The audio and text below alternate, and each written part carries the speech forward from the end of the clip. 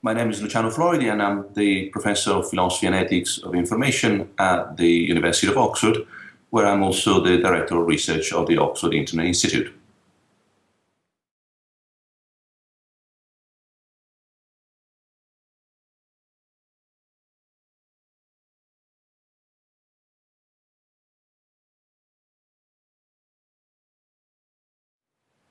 In my recent book entitled The Fourth Revolution, I try to explain philosophically why these transformations that we are undergoing in terms of big data, algorithms, information society, is really about reassessing human nature rather than being able to do more things, different things with the world. Let me explain. The point is about understanding ourselves better, or rather differently, in a world that now is made of information, and we can call it infosphere, at a time which is increasingly relying on information and communication technologies, and we can call that time hyperhistory. So what happens to us, to our self-understanding, to the human nature, and to the human project when this is developed within a new infosphere, within a hyperhistorical context? Those are the questions that I address in the book.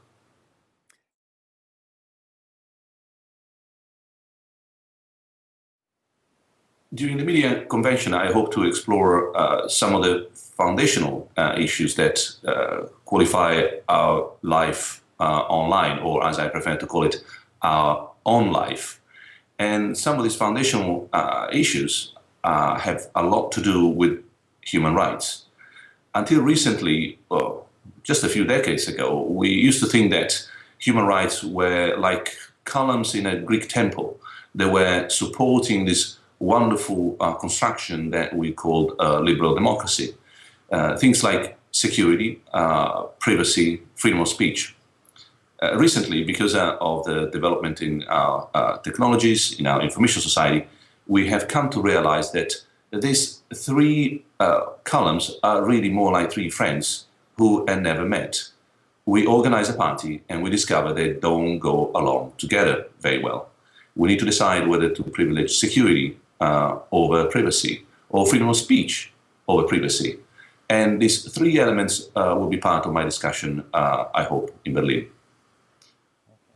The last case of a tension between fundamental human rights is clearly represented by the discussion between Apple and the FBI in terms of building or no building, providing what looks like, or may be called, a backdoor to some devices, and the iPhone in particular. In this case too, what we are seeing is essentially two fundamental rules of the game that we called liberal democracy being in contrast. On the one hand, we want to have the police in charge and being able to protect us as far as they can, and that means having access to useful information. At the same time, we want to make sure that companies are not forced to disclose our data, because that's where our privacy lies. How exactly we're going to square this in the future is the challenge for our own time, is one of the defining challenges of the 21st century.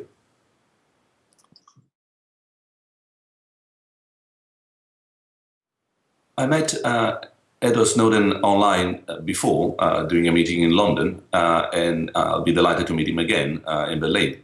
The meeting was organized by the media convention, and I hope, I expect, that our dialogue will explore the possibility of squaring some of the difficult issues that we have today in terms of ethics and legality, especially how much we need to stress the importance of security when it comes at high cost in terms of a liberal democracy, and how far we need to go in terms of disclosing and being transparent about the most fundamental secrets that every state needs to have when it comes to protecting its citizens.